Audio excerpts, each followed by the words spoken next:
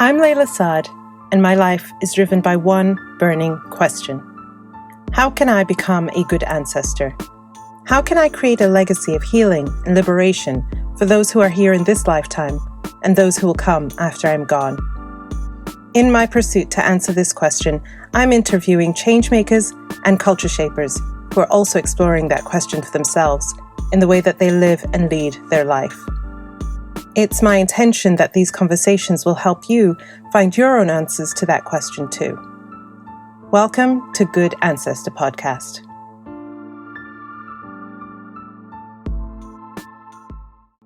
Hello and welcome back to another episode of Good Ancestor Podcast. I'm your host, Layla Saad, and today I'm speaking with Ramon Stephens from The Conscious Kid. Ramon Stephens is a PhD student at the University of California, San Diego, and executive director at The Conscious Kid. His research focuses on recruitment, retention, resilience, and student voice for Black students and marginalized student groups. He's currently researching Black graduate experiences at UC San Diego. Ramon has created, developed, and supported student-driven, culturally relevant curriculum and programs for various universities, high school districts, schools, and nonprofits across California, Washington, and Washington, D.C. Currently, his research supports UC San Diego and San Diego Unified in the development and implementation of a district-wide ethnic studies curriculum. Ramon has presented his research at conferences, including Stanford's Race, Inequality, Language Conference and the American Educational Research Association Conference.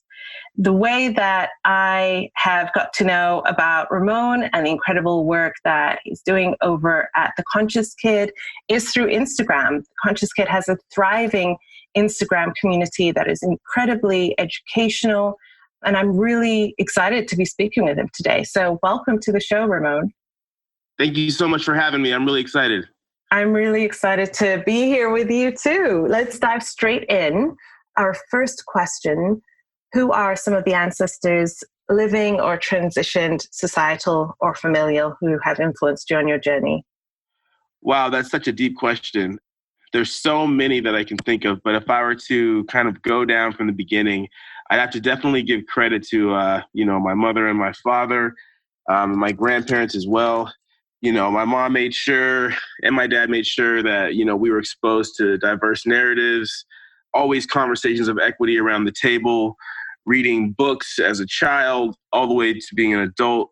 And so there's just so much. And so I guess if we were to even talk about actual authors, so out the gate, I'm going to obviously give it up to my family, my grandparents also. But if we're going to talk about authors, I can talk about that all day long.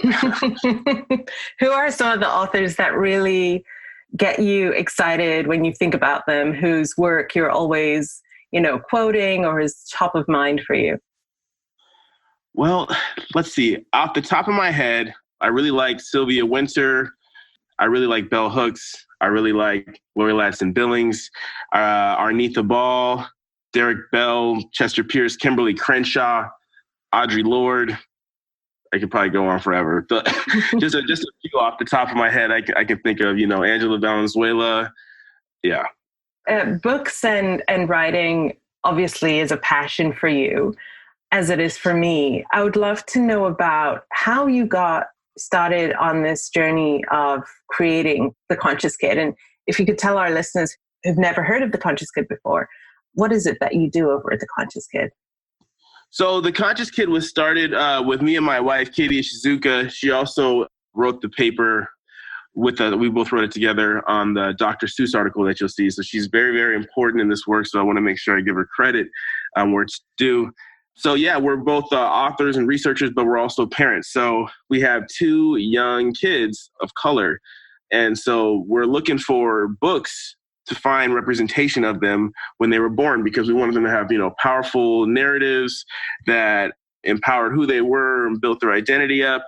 So, we went to the library, and I remember Katie goes and asks, how many books do you have that has Black characters?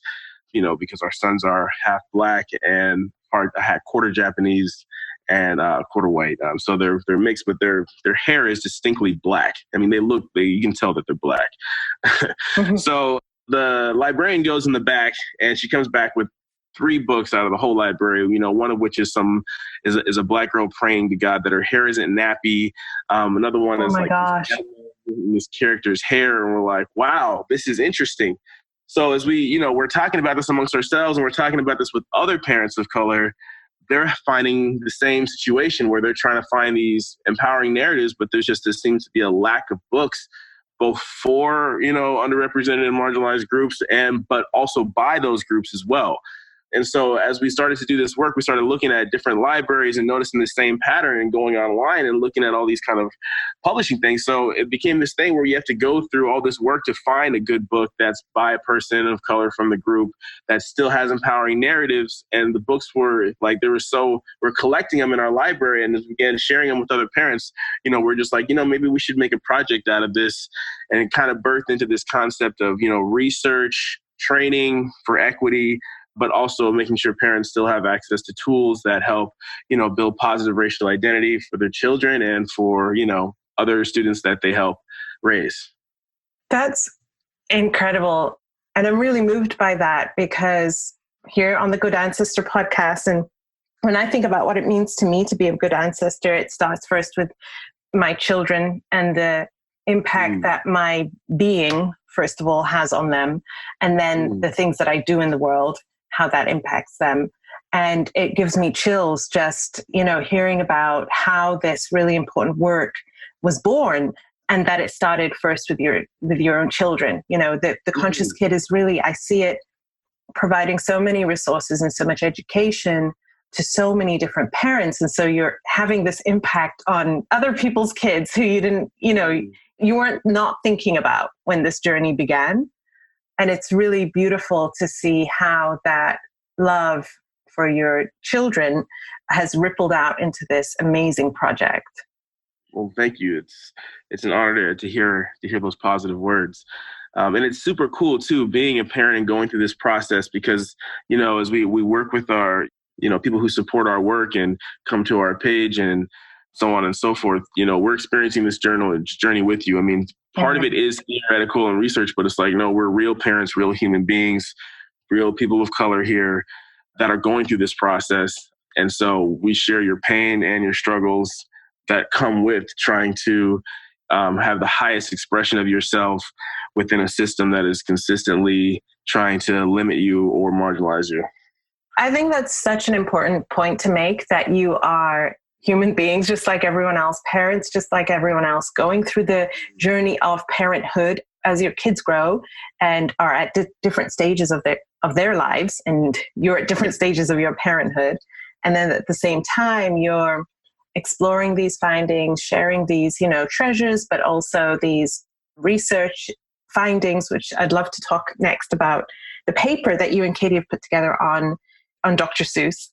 But I really resonate with that. I remember part of my early on frustration when I received the question from white parents, what am I supposed to teach my kids about racism, or how can I find, more books that are more diverse, questions of that nature, which are valid questions.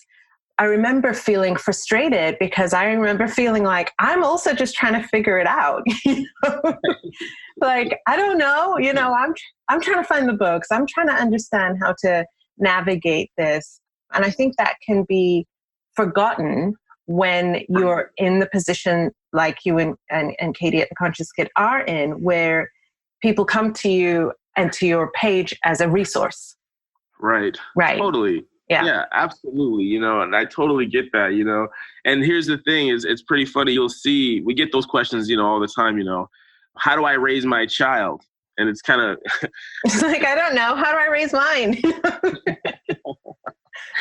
It's really funny, and people will expect sometimes, and it's a thing for people of color, and especially for white folks, to be asking people of color to raise their children, which historically has been a thing when you talk about slavery or indigenous folks being colonized and people being utilized to raise their children, and the expectation that you're like this representative for all people of color in all forms of equity. And, you're like this token person that they come to for advice that's supposed to know everything. And, we're all in this process figuring it out and making sure white parents also take it upon themselves to find other resources to train themselves as opposed to expecting people of color to do it for them.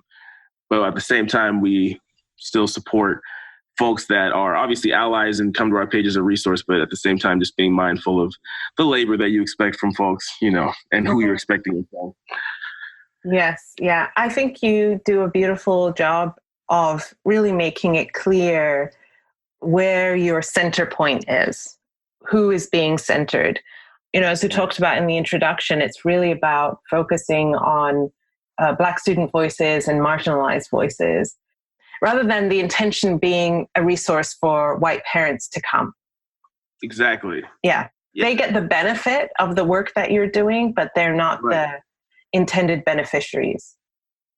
Exactly, right? And that's important because it's like we do this work for our community, right? We do this work to support ourselves. We do it to support our resilience within our community. And for white folks, if you can benefit from that, that's great. We appreciate the support. Come on in. But just remember that we keep our community group centered, right? And that's important because how else is going to know you better than coming from yourself or somebody who represents that part of life? So that's great because a lot of times this work, people will do this and will forget like who they're doing it for. And a lot of times it ends up appeasing white folks. Or you see people doing research always juxtaposing or comparing themselves to white folks and using whiteness as a standard for what is normal, as opposed to looking deeply within their own community and creating a unique framework that starts with that, as opposed to this kind of binary situation. Yeah, exactly. I just want to pick up on something you just said there. You said using whiteness as a standard for normal. And so I grew up in the UK. I'm not American, I'm British. I grew up in the UK, and we did have the Dr. Seuss books in our libraries, but they were not as popular as I believe they are in the US. We had other kinds of books. I remember we had a series of books called Peter and Jane, and they were, I think, brother and sister. I don't know if you have that in the US. I'm not familiar with it, yeah, so there are these boy and this girl, Peter and Jane. I believe they're brother and sister. And it was a book that would teach you how to read. So it was very simple sentences that you would read. But they were the standard books that I still remember them. And when I think back, I can't remember ever seeing a book as a child, a book with a Black character or even a character who was a kid of color. And I think so much about, as I do my own, personal healing work around my own internalized oppression, I think a lot about the messages that I internalized as a child around white as the standard of normal. Right. And what that then meant about me and what that meant about people that look like me. Can we talk a little bit about what is actually the impact that you have seen, that you understand, of children of color and Black children not seeing themselves represented in literature? Oh, that's a great talking point right there. So one of the things that we noticed, and this is supported by research, right? But you can see it also in your own personal home and in my own personal experiences growing up, right? When we talk about why do educators sometimes have a tough time engaging students of color, right? The quick argument is those kids aren't working hard enough and their families don't value education and all these myths that are not necessarily true. Part of it is not being able to see yourself in the literature, right? If you want to create or manifest a vision, you have to be able to see yourself in that vision first, right? So if you can't see yourself within the literature and it's not relating to your life, why am I even here? How does this apply to me?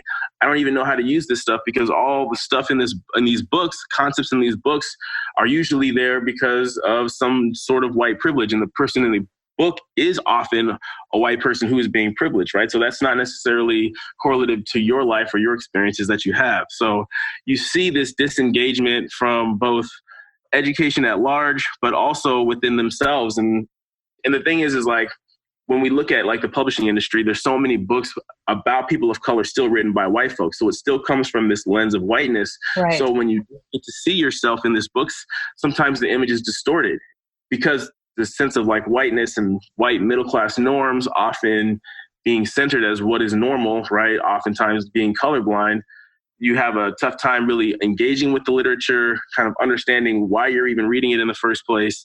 you see things like you mentioned earlier, the internalization of white supremacy, where you might start to even reject things of your own culture or feel awkward around people from your culture. Yeah, or from guilty for sure. Yeah.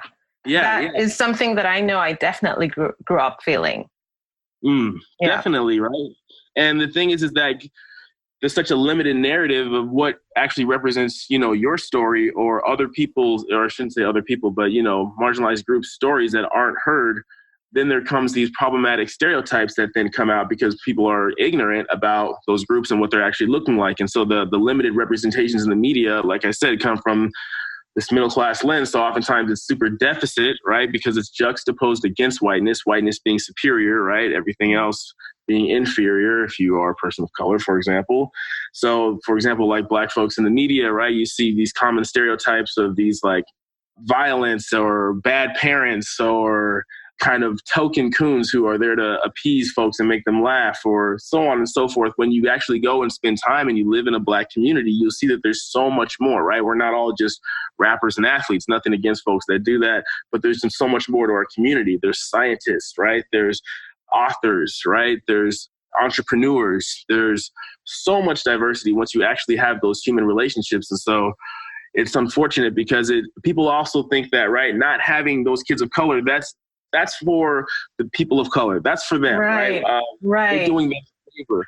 But the problem is then white folks start to develop these distorted narratives. And this works I think, for any dominant group that doesn't allow voices or diverse voices from underrepresented groups. But they develop these distorted stereotypes and versions or narratives of what you're supposed to be, so that when you engage them, like there's like this black box, right? And you have to fit all these stereotypes. And if you don't, then all of a sudden you're not Black or something. Right. And that gets tough to navigate all those microaggressions within. So they don't get an actual accurate representation of what your community looks like, because that community is not telling their own story. And most importantly, people of color then begin to internalize those narratives and either distance themselves from Black or start to develop deficit understandings of what it means to be in a Black neighborhood or a Black community or a Black family, and try to conform to whiteness as a standard. Yeah. Yeah, that's so well explained. I was just nodding my head throughout the whole time that you're talking, because I can relate to so much of it myself. And I grew up in a very white community. I went to a very white school. And so as I'm listening to you talking, I'm sort of having flashbacks, memories, definitely can see how all of those things resonated very true for me. As a parent, I have two kids who are, Black kids. They're growing up in the Middle East, not in a predominantly white culture, but they do go to a school that is multicultural, but is a British curriculum school. Mm-hmm. And one of the points or issues or concerns that I had and that I raised with the school in a parents' meeting last year, I believe it was, they were talking about how my daughter, who's older, they're going to be reading these sort of longer novels, these longer fiction novels. And I remember looking at what they were going to be reading this year, and it was, the authors were all white males. The protagonists were white kids predominantly. And where there were elements of sort of other cultures, it was from a very like mystical, sort of ancient world perspective given through a white lens. And, wow. I have issues with the fact that where are the female authors? Right.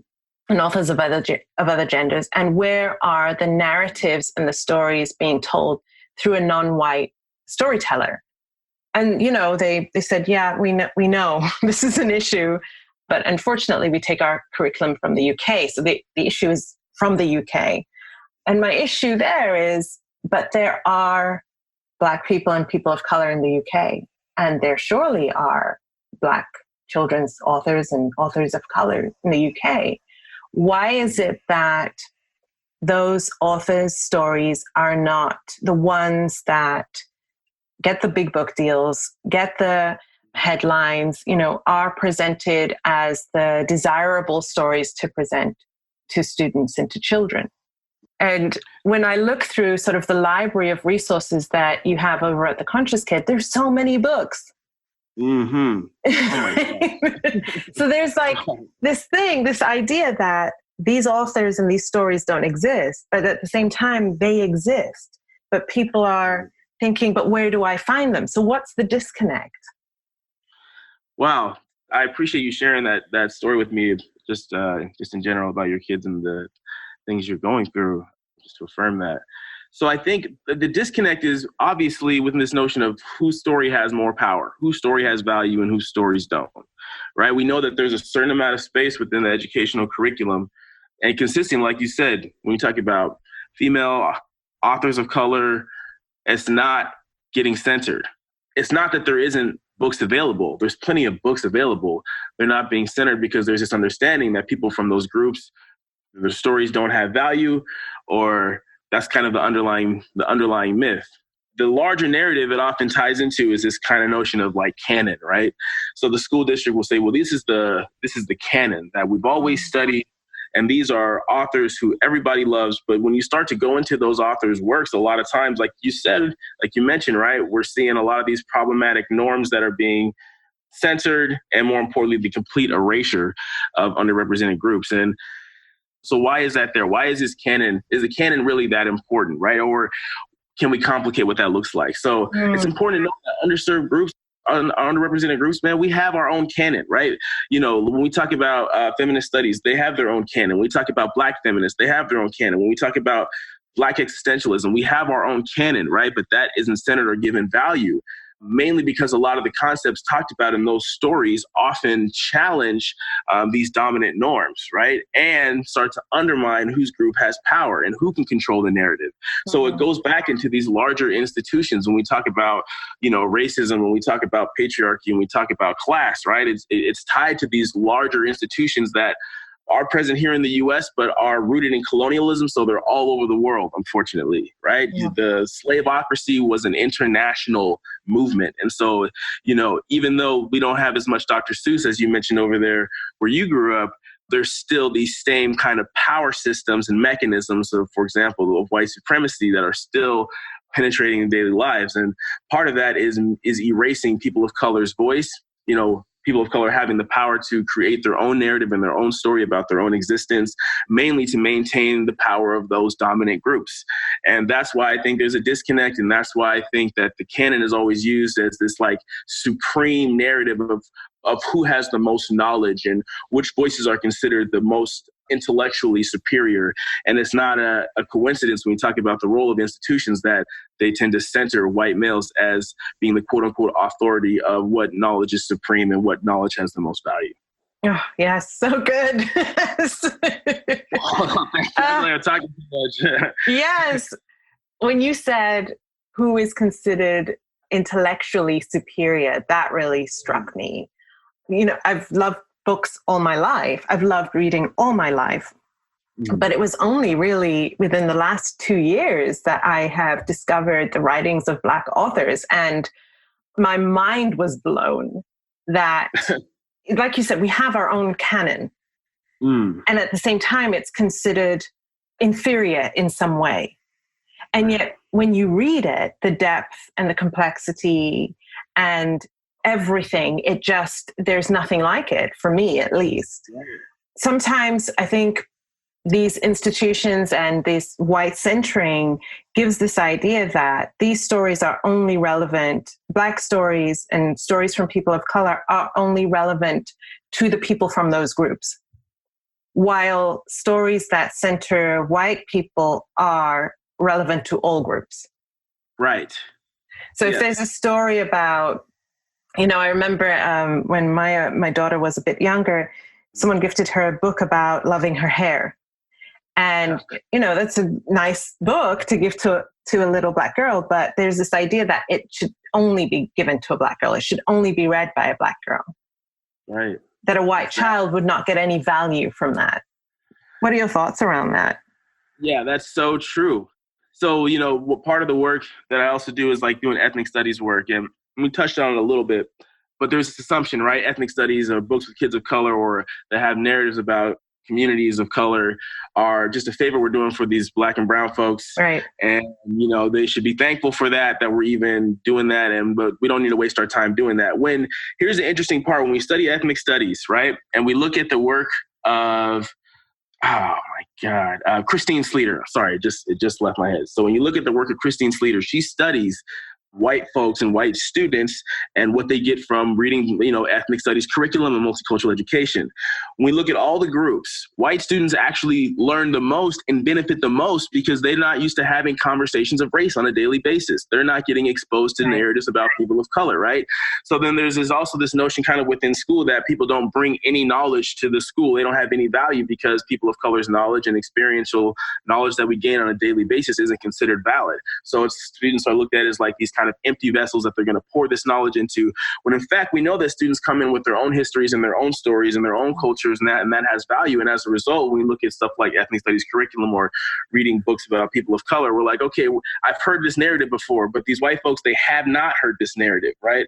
So it's like we'll gain value in it, but they actually end up oftentimes getting the most out of it because they have not had exposure to these diverse narratives. And it's like you said, once you start reading, getting access to these books by people from their own community telling their own story, there's so much nuance in it, right? There's so much wonder. I guess I shouldn't say wonder, but there's so much brilliance and diversity within the book about, wow, this is one lens of this group from the community that is not often seen.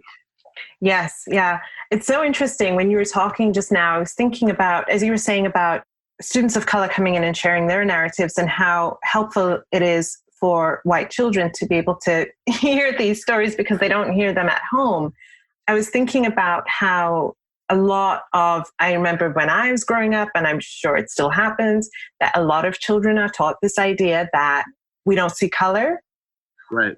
Or we see it, but it's just this beautiful tapestry, but there's no conversation around what difference actually looks like and means or anything like that.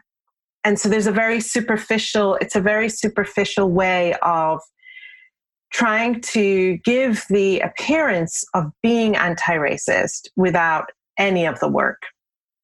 Right. And so that's why, to me, having stories where whether or not they are about racism, right? Because, like, for example, Toni Morrison was criticized many times by white people because she didn't center white people as her narratives, or she didn't center, African-American people's struggle against white people as her main narrative.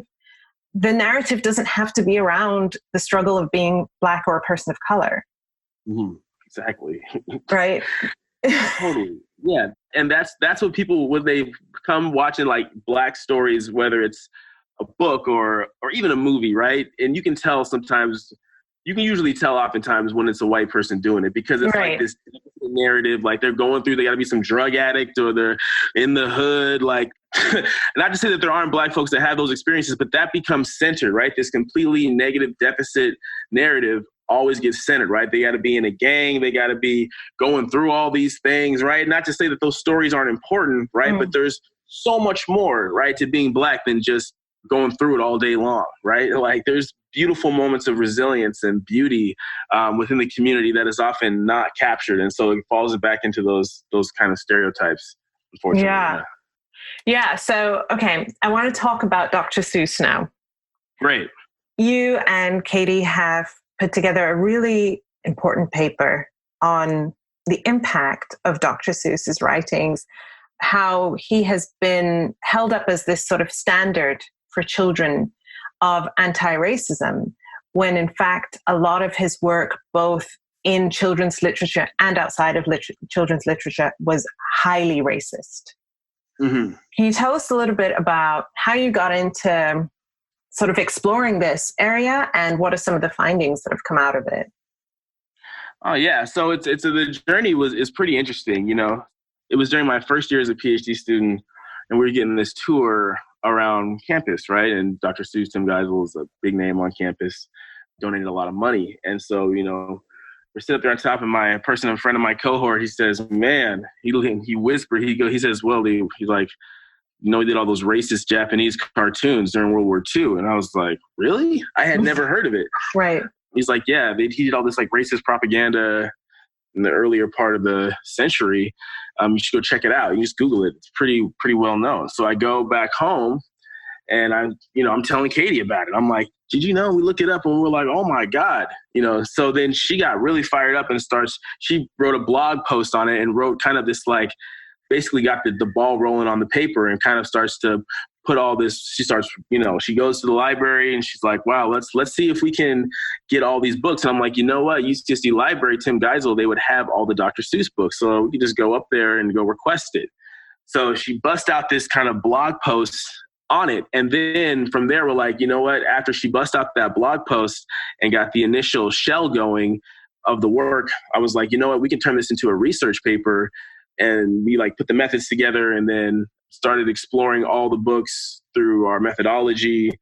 And then from there, the paper pretty much was born. But definitely got to give credit to her for being the first to, get it going, get it started, get the idea and the ball rolling on that paper. And then, once we went into the books and we started looking at all the different things from the architecture to the characters and the few characters of color that are present and how they're being depicted, we're like, man, this wasn't just something that was just these political cartoons, which are always explained.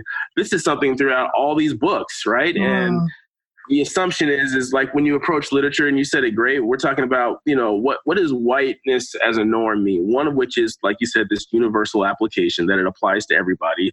Two is that it's colorblind, right? And so because it's colorblind, it doesn't have any actual interactions with folks or see them as human or understanding. So when whiteness is used as a lens to depict, obviously you can use with color, it's in these like stereotypes. So I think they had like black people, they had two black kind of characters with that, had wearing skirts and looked like monkeys and were ape-like. And so didn't even have the human aspect to it. So we're like, why are these books always being centered, right? And so then we ran into this narrative where it's like, okay, well, Dr. Seuss was racist up until he came out with Horton Hears a Who, which was supposed to be this kind of formal apology, and the Sneetches, right? And people actually use the Sneetches to teach about race.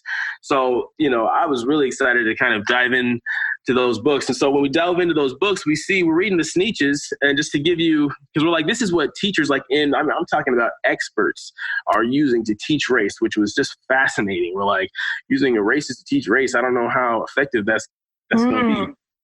So we go into the Sneetches, and just to give a quick kind of synopsis of the story, it's like you have these folks that have stars in their belly, and then you have these other folks that don't have stars in their belly. And the people without stars in their belly, they really want to be the people that have the stars on their belly, but the people with stars on their belly, they're essentially like kind of rejecting them and not letting them join. And then essentially the end of the book is where these people without stars in their belly, eventually, they get stars on their belly and they're able to join this larger dominant group. Right. And we're thinking, like, this is so problematic because it has these notions of like conformity. Like, why can't the people without stars in their belly just be happy with themselves? Why do they have to conform and get a star on their belly and be just like the dominant group? And only until they can join the dominant group are they happy and really able to actualize themselves, right? And it's just like classic narrative white supremacy. And I'm thinking, this is what folks are using to teach about race. You need to conform to the dominant group, and this is considered cutting edge. And it just blows my mind because it just shows once again, like people say that's where he shifted and he's not racist. And we're like, okay, well, first of all, we all know that race, the institution of race impacts everybody. We all participate in it. So there's no choice of not being racist. Okay. So that's something you're going to deal with your entire life. Racism isn't something that you get to choose to partake in, right? That is such a white assumption because of the fact that, they're not oppressed through the institution of race. They're privileged, right? So they feel like they can interact with it when they choose, whether if you're a black person and you have this black skin and this black visual appearance, you don't have the choice. You have to interact with race all day long, right? And so to push back on that part. But the second part is that no, none of the book narratives don't change. Like this is even worse. This is equally problematic as all the other books. And the fact that people are using it to teach race, I think, is also indicative of how misunderstood race, the institution of race, actually is. Yeah. Thank you so much for sharing all of that so succinctly and deeply at the same time. What really strikes me about Dr. Seuss. First of all, I remember being a kid and seeing those books and I didn't like them. And that's why I don't remember reading them. And so there's not many stories that I remember, but I remember the cat freaked me out for some reason. I didn't like him. And so it's interesting reading about where the sort of inspiration for that character came from. The sort of, you talk about how it came from this, it's a very anti-Black image of the Black minstrel shows. Yes. But what really strikes me though is this desire of the institutions to want to cling onto this person because he's our person. Like, but he wrote all these books and they rhyme and, you know, and it's like, so we're going to ignore, you know, and I had never seen any of the things when I was reading your paper, had never seen any of the things that the cartoons that he depicted and the kind of things that he wrote about. They are extremely vile. It's not racism light, if there's such a thing. It's extremely, extremely racist. And then this idea that, well, that was in his past, as you said, that was how he was before, and now he's had a change of heart. And so he's created these stories, and now we're going to use these. And it's like, but what about teaching from Black people and people of color themselves? Why do we have to hang on to this guy? Why does he have to be our guy? Exactly. So like, in the U.S., you know, they have this thing called Read Across America, and all these schools all over the country, you know, read Dr. Seuss. So what was great, though, is it's put on by the NEA, the National Education Association, I believe. Could be messing that up, but the NEA puts it on. However, you know, they recently did change their stance due to our work and choosing to center diverse authors as opposed to centering Dr. Seuss. But you still have all these schools that still want to center him. And there is this kind of grotesque attachment to it. And I think it has to do with the ingrainment of white supremacy, both within our institutions and within ourselves, and the way that people have come to understand themselves. And talking about this notion of like, when people try to use this notion of, well, this is Dr. Seuss would fall into that kind of Western canon, I feel like, within the U.S. Absolutely. Yeah. And it's not an exaggeration to say that the work that you've done, that you and Katie have done around this, has really, really activated some people and has really offended some people to the extent that, you know, you have to be careful about your identity and your safety. Absolutely. And that's why we're not doing a video interview today, because we want to make sure that you're protected.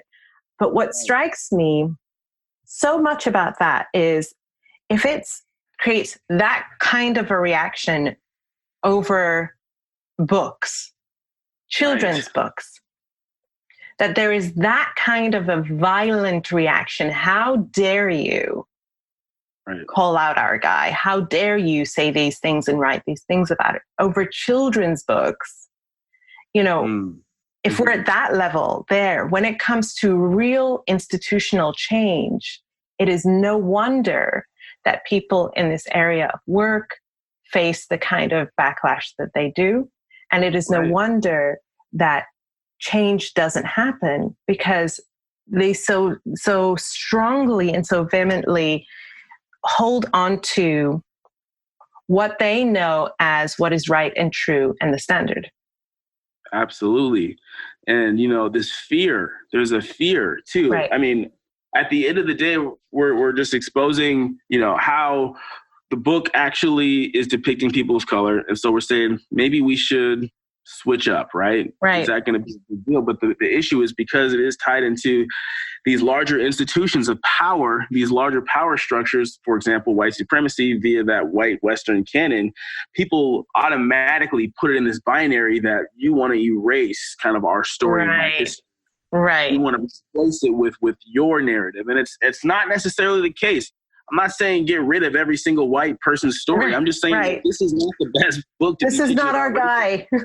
Yeah, you know how many authors there are, you know? And like you mentioned earlier, if we're gonna be teaching about race, and we're gonna be teaching about people of color stories, you know, like you said, there's so many books once you actually can go out there, and there's so much amazing content that does not get supported. But it's all of it. The violence and the reaction is just indicative of how much power, like how relevant white supremacy is in this kind of history of where when people of color or from underrepresented groups have stood up to dominant groups about control of their narrative and the way that their narrative is being depicted, using violence as a tool to put them in their place is as old as colonialism. And it's about colonizing knowledge. It's about colonizing narratives. It's about whose voice gets centered, and it's about power, right? And that's why there's that violent reaction, is because there are these underlying assumptions that tie into white supremacy, that our white patriarchy dude who we love so much, his voice should have power because of these institutions that have privileged him and have privileged my narrative and my voice. And so now you're threatening to take that away when it's like, no, we're just trying to figure out a way to coexist. It's like, it's a buffet, right? There's so much space at the table. We can add other voices. You don't have to just have your voice be centered, right? And if your voice is going to be at the table, let's make sure that the narrative is not being problematic. Right. Distorted. And yeah, exactly. Again, I'm just so struck by the Conscious Kid, something that you and Katie started as a endeavor to help make sure that your children were able to read more diverse books than what was, offered at the buffet, is actually, it's a revolutionary thing that you're doing. Thank you. It means a lot to hear that. It really is. And I really honor you for it. And it's so important to me, for my kids, to see the kind of work that you're doing. It's so important for so many kids and so many parents out there. What are some of the conversations that you have had with other Black parents and parents of color around this work, allowing them to see and giving them access to and pointing them towards, there are books with narratives of us, what is some of the feedback that you've gotten from parents? Oh my gosh. Color. So yeah. When speaking with, Black folks of color, especially for Black folks, I think too, is people really appreciate being able to get access to these books. But like I said, it's not just about the content, right? It's about looking at the context in which the books themselves are created or consumed. So once again, realizing the importance of supporting, Black authors or authors from those communities, both to get a more enriching narrative, right? But also to make sure that that money is going back into the community and not, once again, being siphoned off to a dominant group who has appropriated your narrative for their own benefit and come up. Now, it's not to say that these authors don't have, white authors writing Black books don't have good intentions, but at the end of the day, we do know that it is a white person, using somebody else's narrative, oftentimes making money off of it, and taking up space for what could be a Black person's voice to give a more accurate narrative and make sure those resources go back to that community. And so, but it's like, there's two parts of it. So there's this space of resilience, right? Where we see, parents are like, man, this is so great. And you can see the impact on their child and not being afraid to express their Blackness, right? Not being worried about wearing braids and getting punished for it or looking a certain way and assumptions being made about like your character and that aren't necessarily true. But then there's this fight, right? When you go to the institutions and you talk about and you share these stories, right? You can bring researchers about the impact and all this stuff. And when we look at the research on Black parents, we know that institutions push them out, right? When Black parents start talking about including things like more diverse books or equity and what that can look like in the classroom or being more inclusive of a Black voice, we know that those parents are often gaslighted, pushed out. And even if they bring in researchers, teachers don't even, I don't want to say all teachers, but essentially we know that the education system, generally speaking, doesn't even care for that research or even value it, right? And so it becomes this ongoing struggle where you're always kind of trying to fight for your child to have a representation of themselves so that they can feel like they can actualize and be proud of themselves and have a positive identity. Because we know, right, when you do identity work, that if you don't have a positive identity of yourself and you're always being exposed to these deficit and problematic narratives, that does impact you, right? And it creates various forms of trauma that can last decades. We talked about it earlier, right?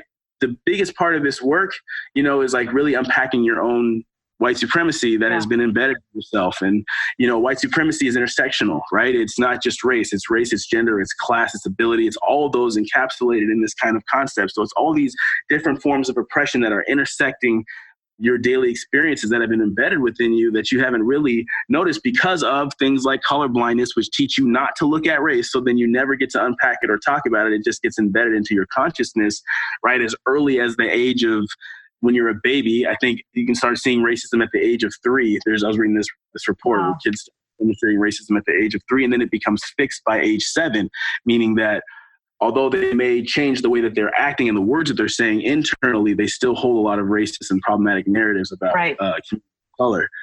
So that's the fight that you're always going against. It's like you see the positive impact on your child and you see the space, but as you go to these institutions that are unfortunately rooted in these, institutions like white supremacy and capitalism and patriarchy, you are still finding yourself fighting these battles to make sure that your voice is included. And it's one of the oldest stories in the game, just fighting to make sure your voice is included. We've been doing it for hundreds of years. It's just like, our turn now, I guess.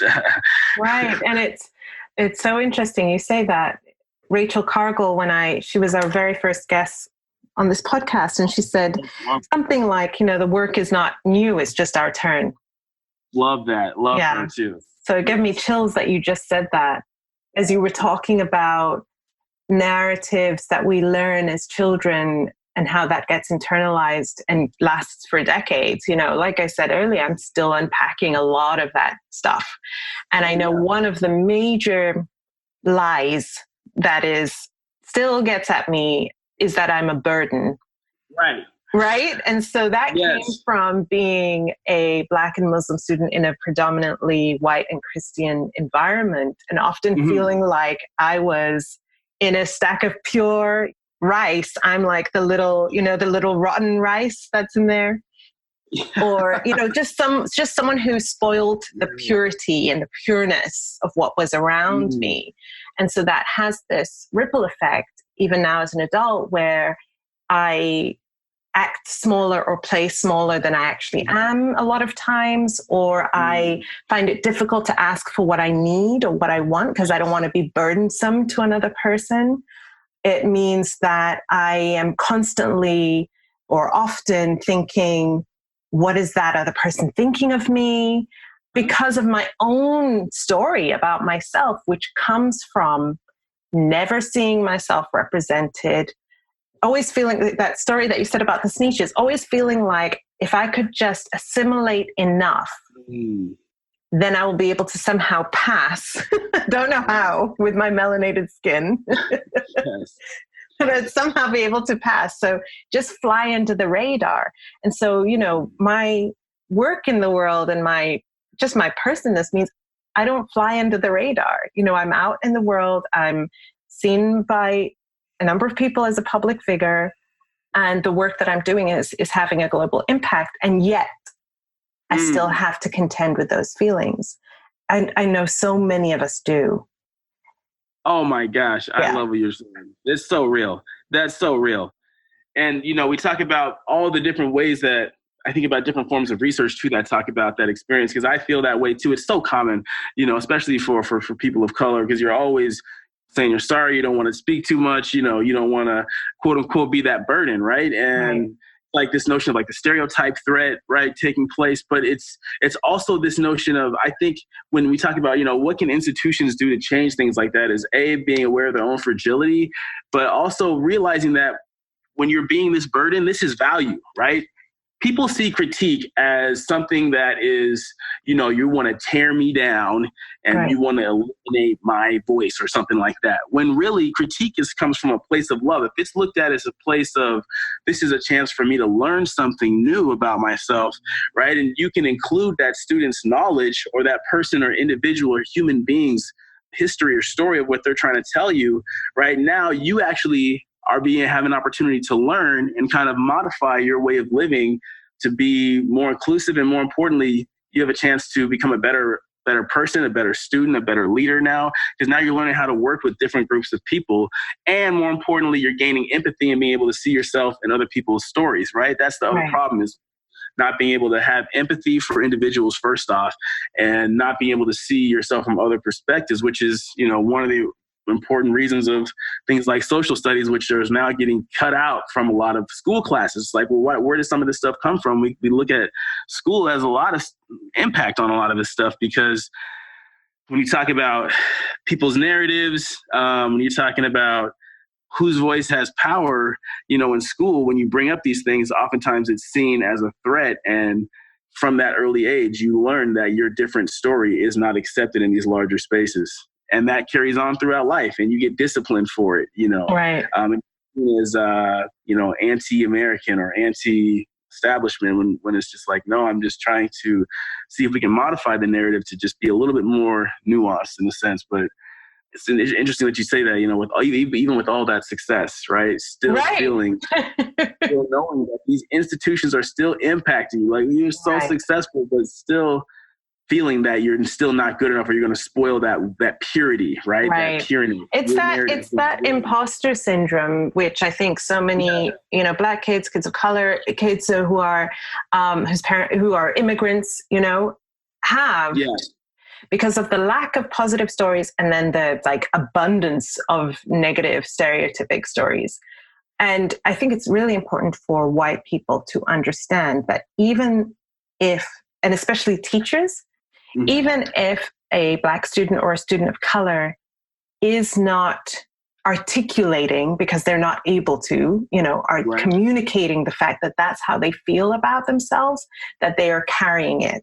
Right. So like many Black kids, I was raised with the idea that you have to work twice as hard to get half as far. That's global. That's anywhere a Black kid is raised in a white environment. That's the message that you get. That's right. And so I have always worked super hard and was always, the top student. I was always excelling and getting all of these accolades, and yet continued to carry that imposter syndrome. So I've had, you talked about, you have the success now as an adult. I had that success as a child, and I still carried it. And so I think it's so important that so often, especially liberal white people who are in, let's say, a relationship with or in community with other Black people and people of color, will say things like, well, we don't really have racism here, or that's not really a thing in our community. And they're judging that by the fact that the Black people and people of color in their community have not said anything. Exactly. To indicate that there is racism afoot. But really, we're carrying it all the time. Absolutely. Yeah. You don't get to choose to participate in the institution of race, right? Right. And when you're a child as a Black kid or a kid of color, you're not able to understand what's actually happening. You're just absorbing, right? You're just a sponge absorbing that these are the norms, these are the standards. Okay, they are the norm. I am the odd one out. I have to work twice as hard. I'm not going to see myself represented. I must assimilate. And so they're going through their academic life like everything's normal. Right. But it's not normal. Right.